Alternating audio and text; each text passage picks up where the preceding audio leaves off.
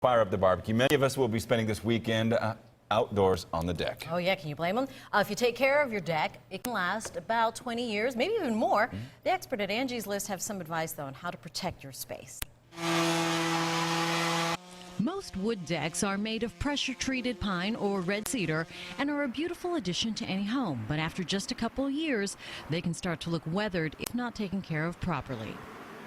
You should reseal your deck every 2 to 3 years with either a clear or semi-transparent stain. The easiest way to find out whether it's time to tackle your deck is to drop some water on it. If it beads up nicely, you can wait a little longer. If it soaks in, it's time to restain.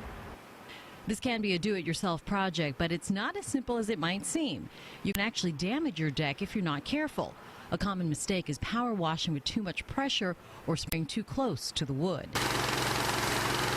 You want to keep the tip of your power washer at least 6 inches away from the wood at all times. And you want to keep it at pretty much a constant elevation and always keeping it in motion. If you stop or dwell in an area, you're likely to leave a mark on the wood that'll be very difficult to remove. After your power wash, let the deck dry out and then apply the stain or sealer. Neuron recommends a penetrating oil-based stain instead of a water-based product that just coats the surface. If you use something that forms a film, it behaves like a paint. You almost have to get that 100% off, either by sanding or chemical stripping, and that becomes very arduous. If your deck really needs reviving, you can apply a non-bleach brightener between the power wash and stain application.